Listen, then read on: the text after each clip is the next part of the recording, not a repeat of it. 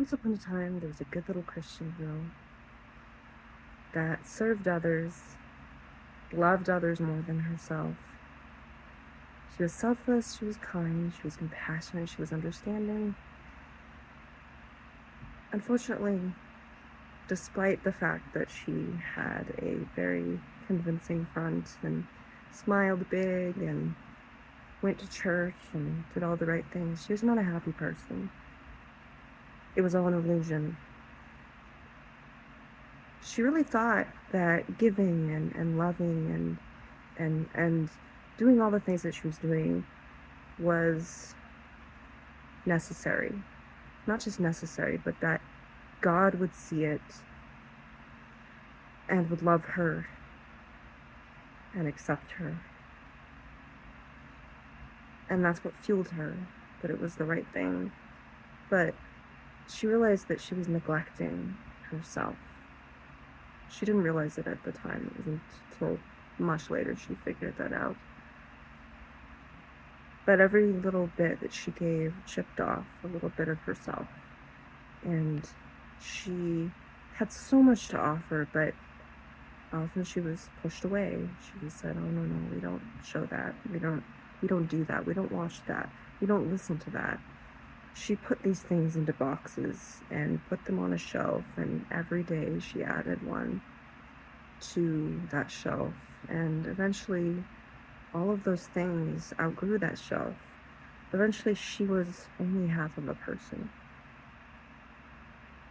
She lived with half a soul, thinking that that was the selfless lifestyle that Jesus had told her to live, when really it wasn't. That girl was me, if you didn't know already. I used to restrict myself from listening to things, watching things. I lived in a box. And I really thought I was the happy person, the happy Christian. I really did. But looking back, I realized what was told to me about the world was warped. Yes, the world is a dangerous place. It's sinful, there's evil, but there is good. There's goodness, there's beauty, there's so much in the world. Don't reject your shadow because it is dark. Don't shove parts of yourself into a corner or into a box because others that do not see your worth cannot accept it. You may follow the teachings of Christ, that's wonderful. I do myself. But I do not follow organized religion for the reason because in my life it was used as a weapon. It was used to shame me. It was used to guilt me. It was used to control me. Not just from the church, but from my own family. And you're thinking, well, you should still believe in God. Of course I do. Of course I do. I believe in God, but I don't believe that a building can save me. I don't believe that a book can save me. And I don't trust people. Not because I don't love them. Of course I love people more than myself, but sometimes you gotta love yourself more. You have to realize, yes, giving is good, but when you're giving parts of yourself that could be vital to you, to where you are losing your sanity and losing your happiness, that is the time to separate from yourself. And that means separating yourself from your family, from your husband, from your church, from everything that you believe in. You do that because you cannot love and give and make other people happy if you're not giving to yourself and loving who you are and accepting who you are. Because when it comes to the point where you accept and love who you are and you accept every part of you, there's nothing that anybody is going to say that's going to bring you down. Because guess what? As long as God is in his kingdom, who can be against you? You are successful because you woke up this morning, honey. It doesn't matter whether you have a job or a fancy car, or you have connections, or you know celebrities, or how much money you have in the bank.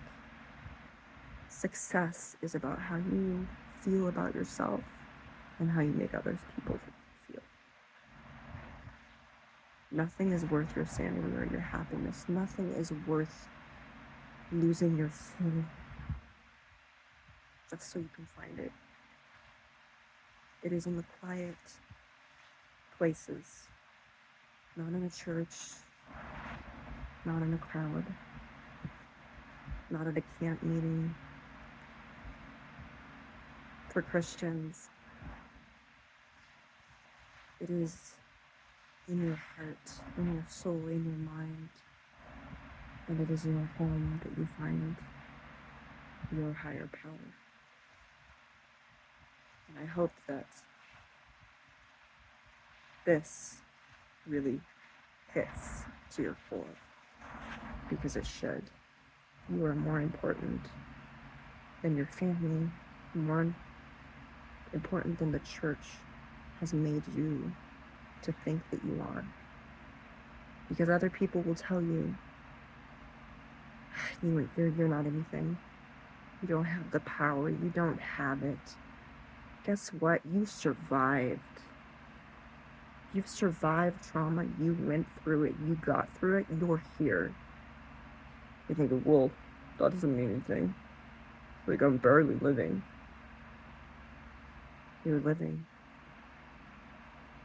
And maybe that doesn't mean much right now, but your light may be a light that someone may see in the distance. Don't put it out yet. The universe is comprised of many lights, and to even have one go out would be a great grievance. The angels will mourn when that light goes out. But no light goes out forever, not even in death. Not even death can take you away from your higher power and from seeing into the infinite.